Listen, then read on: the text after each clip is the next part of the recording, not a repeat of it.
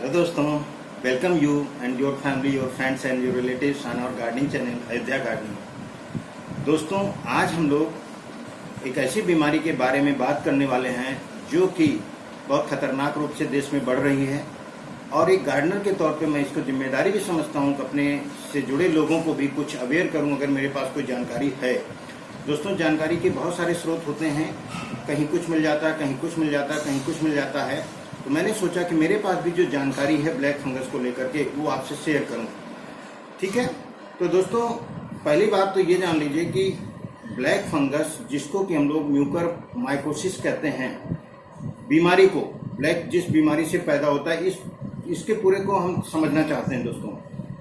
दोस्तों फंगस एक लाइफ है, एक जीव है, यानी हम लोग इसको बायोलॉजी के तहत पढ़ते हैं, इसकी पढ़ाई होगी। माइकोलॉजी वो पार्ट है बायोलॉजी का जिसके अंदर हम लोग फंगस के बारे में पढ़ते हैं। ठीक है, और ये म्यूकर जो है वो फंगस का ग्रुप है, फंगस है जो कि इस बीमारी का कारण है। तो इसको जो बीमारी का नाम आया म्यूकर माइकोसिस, ओसिस बीमारी को तरफ बता रहा है, माइको यानी माइकोलॉजी बता रहा है और म्यूकर इसका जो फंगस है उसका नाम बता रहा है। दोस्तों, तो म्यूकर माइकोसिस को अच्छी तरह से हम समझ गए होंगे आप कि क्यों इस बीमारी का नाम ऐसा है। दोस्तों, इसको ब्लैक फंगस भी कहा जाता है। क्यों? क्योंकि जो इस फंगस का कलर है, रंग है, वो ब्लैक है। तो ये तो हुआ दोस्तों बीमारी का बेसिक जानकारी, जो कि हमारे देश में इस वक्त बड़ी चिंता का विषय बन गई है। दोस्तों, म्यूकर माइकोसिस एक अनकॉमन बीमारी है, लेकिन इसका जो फंगस है वो बहुत ही ज़्यादा कॉमन है। मतलब कॉमन का सेंस ये है कि कहीं भी उपलब्ध है। ठीक है, ये हमारे यहाँ नया नहीं है। ऐसा नहीं कि हमारे डॉक्टरों को, हमारे वैज्ञानिकों को इसके बारे में जानकारी नहीं थी। ठीक है, सब कुछ जानकारी थी, इवन इसका इलाज भी मौजूद था पहले भी और आज भी है।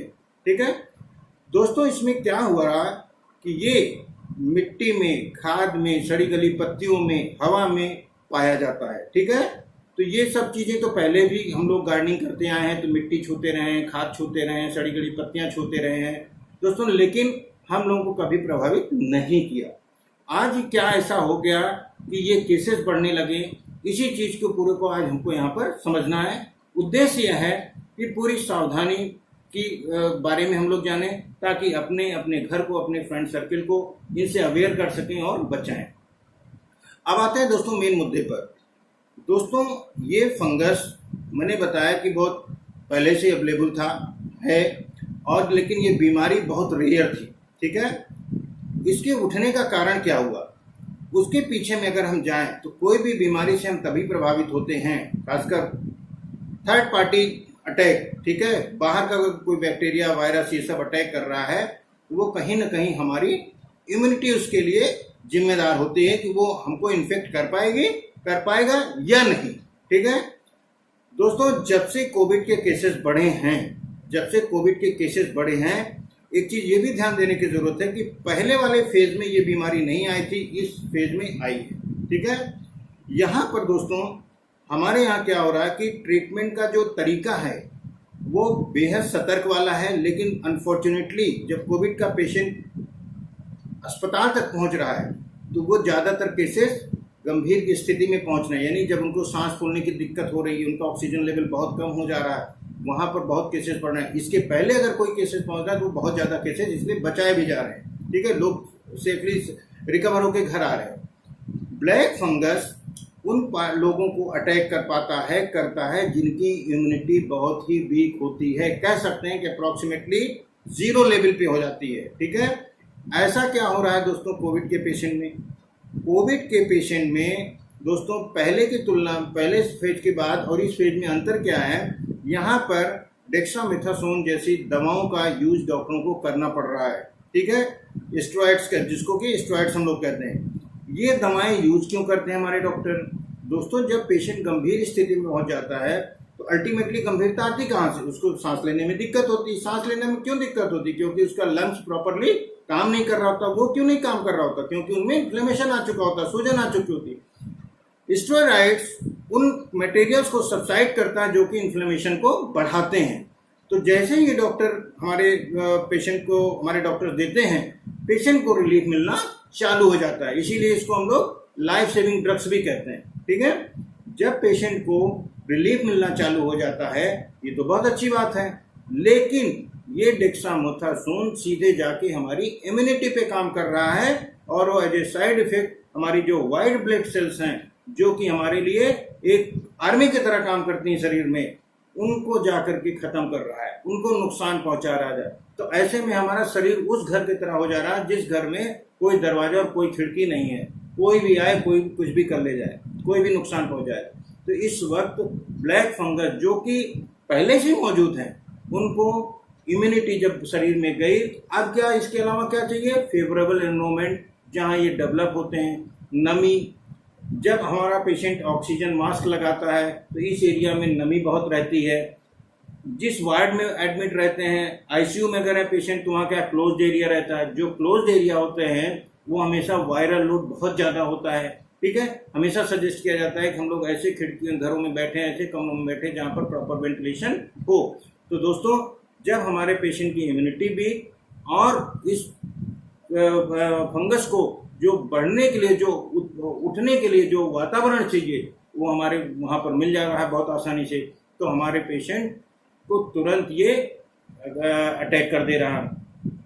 अब दोस्तों, इसका इलाज इतना ज़्यादा टेढ़ा है, इतना ज़्यादा खतरनाक है in terms of finance, in terms of method. ये फंगस जो है इतना ज़्यादा एक्टिव हो जाता है कम्युनिटी, वीक इम्यूनिटी वाले शरीर में, कि ये हमारे शरीर की मसल्स को तोड़ देता है। तो मसल्स के बाद जो टिश्यू हैं उसके अंदर, वो उनको तोड़ देता है, हड्डियों को तोड़ देता है। और जो इसका एंट्री पॉइंट है, जैसे हमारा जहाँ पे भी म्यूकस होगा, नोजल एरिया, जहाँ अगर कोई कटा फटा एरिया है, वहाँ से ये इसको शरीर में एंट्री मिलती है। और जब एंट्री मिलती है तो चूंकि ये टिश्यूज को तोड़ देता है, हड्डी को भी तब तोड़ देता है, एक पार्ट से दूसरे पार्ट में चला जाता है, तो उस पार्ट को भी डैमेज कर देता है। तो दोस्तों, नाक, चेहरा, आँख, दिमाग, सब जगह ये फैलने की क्षमता रखता है, इवन लंग्स में।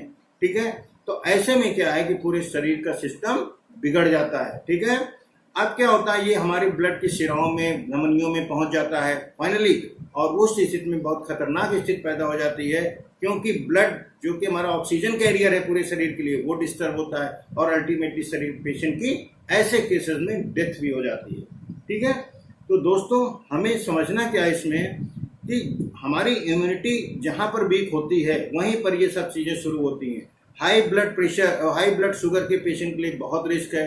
हाई ब्लड शुगर फंगस को अट्रैक्ट करने का एक फेवरेबल एनवायरनमेंट देता है। तो जो पेशेंट्स अभी हॉस्पिटल्स में हैं या जो रिकवर होके आ गए हैं कोविड के लिए, अब उन दोनों के लिए बराबर रूप से सावधानी बरतने की ज़रूरत है कि उनको जो हॉस्पिटल में डेक्सामेथासोन का यूज, स्टेरॉइड का यूज बहुत ही जुडिशियस होना चाहिए। This is an A deciding factor. ठीक है, और ये हमारे कुशल डॉक्टर को सबको पता होता है। दोस्तों, गलतियां क्या हो रही हैं, हमारे यहाँ कुछ फार्मा कंपनियों में जॉब करने वाले, केमिस्ट की दुकान, होलसेलर की दुकान फार्मा की, उसके अलावा छोटे मोटे आसपास के जो जनरल प्रैक्टिशनर हैं, जिनको कि पूरी तरह से डेक्सामेथासोन का मोड ऑफ एक्शन प्रॉपर नहीं पता, उसके साइड इफेक्ट नहीं पता है, वो लोग यूज करना शुरू करते हैं। और जब तक स्थिति गंभीर होती है, पेशेंट जब अस्पताल पहुंचता है तो उसकी इम्यूनिटी काफ़ी वीक हो चुकी होती है। तो ऐसे में डॉक्टरों के लिए इस इन्फेक्शन को ट्रीट करने की एक नई चुनौती खड़ी हो गई। कोविड तो देखें ही देखें, वो भी देखें। तो दोस्तों, हम लोगों का ये फर्ज है कि हम अपनी इम्यूनिटी, कोविड से तो बचें ही बचें, हम अपनी जनरल वे में इम्यूनिटी पर काम करें। दोस्तों, हमारा इम्यून सिस्टम पूरा प्रोटीन से बना होता है। यहाँ पर फिर बात निकल के आ रही है कि प्रोटीन हमारे लिए कितना जरूरी होता है। कोविड पेशेंट, कोविड से रिकवर हुए पेशेंट जो घर में रिकवरी फेज में हैं, उनको हाई रिच प्रोटीन की ज़रूरत है। और प्रोटीन का सीधा सा सिंपल है कि सबको पता है हम लोगों को कि प्रोटीन हम लोगों को कहाँ से मिल सकता है, चाहे वो वेज वाले हों चाहे नॉन वेज वाले हों, सभी को पता है। 1 ग्राम पर केजी का फार्मूला सिंपल सा है। अगर हमारा वेट 70 केजी है तो हमें 70 ग्राम चाहिए, अगर हमारा 60 केजी है तो 60 चाहिए। ये हमारा दोस्तों प्रोटीन का एक आइडियल वे है। इतना जो ये पेशेंट सफरर हैं, इतना इनको इंश्योर करके लेना ही पड़ेगा। अब बात आती है दोस्तों, मैंने डायबिटिक पेशेंट की बात कर ली, मैंने कोविड पेशेंट की बात कर ली। अब हम जनरल लोग की हम लोग बात करें, क्या हम लोग के लिए भी रिस्क है कि जो लोग ईश्वर की कृपा से कोविड से अभी तक बचे हुए हैं, ठीक है। गार्डनिंग करते हैं और मिट्टी छूते हैं, खाद छूते हैं, क्या हम लोगों को भी रिस्क है? तो दोस्तों मैं इतना स्पष्ट करना चाहता हूँ, हम लोगों को कोई रिस्क नहीं है। हाँ, सावधानी, साफ सफाई सबके लिए जरूरी है, और ये नॉन इन्फेक्शियस है, ये कोविड की तरह फैलने वाली बीमारी नहीं है, ठीक है। ये इसकी अच्छाई है।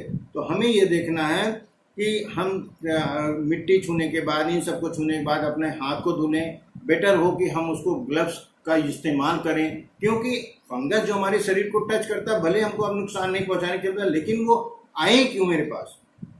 हमें तो कांटेक्ट ही अवॉइड करना है ना। तो दोस्तों ये चीज हमें सावधानी बरतनी चाहिए। ये तो हुआ पूरा समझने की चीज कि कोविड किसको अटैक कर रहा है, क्यों अटैक कर रहा है, ठीक है। तो हमारी इम्यूनिटी जहाँ वीक हो रही, मैंने अभी स्टेरॉइड के बारे में बात की। ये बेसिक एक साधारण सी भाषा में चीज़ों को समझाने की कोशिश है दोस्तों। लक्षण के बारे में बहुत लोगों ने पढ़ भी लिया होगा, समझ भी लिया होगा, ठीक है। यहाँ पर मैं दोहराना चाहता हूँ कि चूंकि इसका रंग अपने आप में ब्लैक होता है, ठीक है, तो नाक से जो पानी इससे निकलने लगता है वो ब्लैक होता है, जबान पे छाले पड़ते हैं उस पर ब्लैक रहता है, उन को छाले पड़ते रहते हैं लेकिन वो वाइट होते हैं, इसमें ये ब्लैक किस आ जाता है ये पहचान। आँख के आसपास सूजन, जबड़ा एक जाम हो जाएगा, दांत हिलने लगेगा, ठीक है, कभी कभी उल्टी में ब्लड आने लगता है।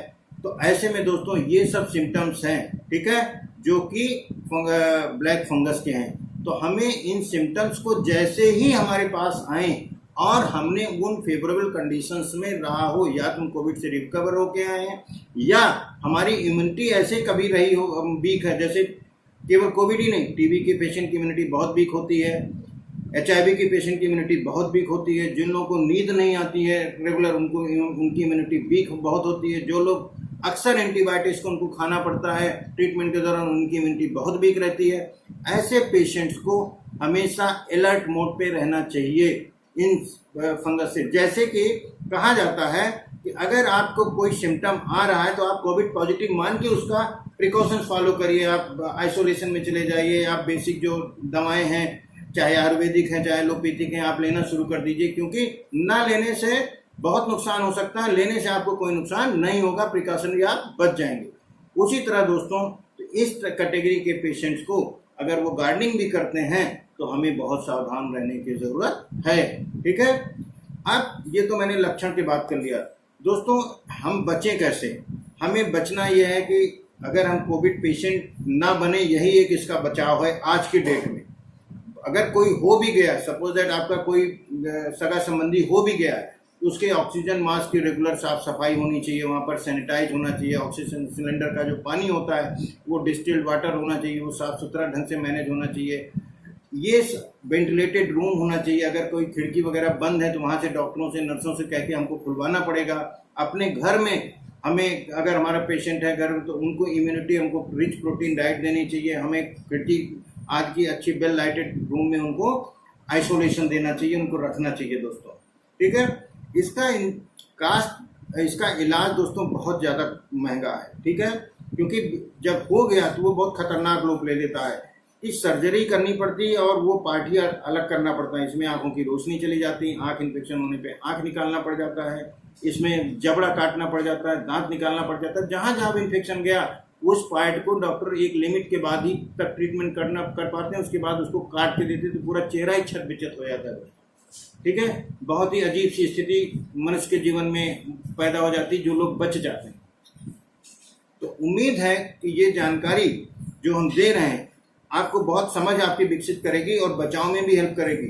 दोस्तों इसका इंजेक्शन जो आता है अप्रॉक्सीमेटली 7000 का एक है और लगभग 100, 80, 90, 110, 120 ऐसे इंजेक्शन पेशेंट को लगते हैं।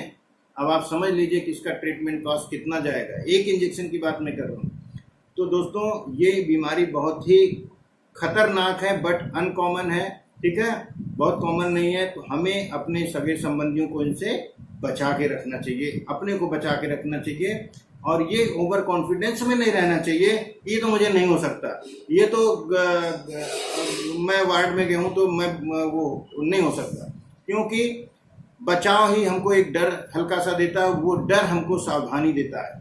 कहते हैं ना हर निगेटिव में एक पॉजिटिविटी होती है, तो डर एक अच्छी चीज़ तो नहीं है, लेकिन ये डर हमको बहुत सारी सावधानियों का एक फार्मूला दे देती है दोस्तों। तो मेरा मानना है कि हम लोग को सावधानी बहुत ज़रूरत है, अलर्ट मोड पे रहने की ज़रूरत है, ताकि हम लोग इस फेज को भी पार कर लें, जैसे कि कोरोना पर भी धीरे धीरे हमारा नियंत्रण हो रहा है। थैंक यू दोस्तों।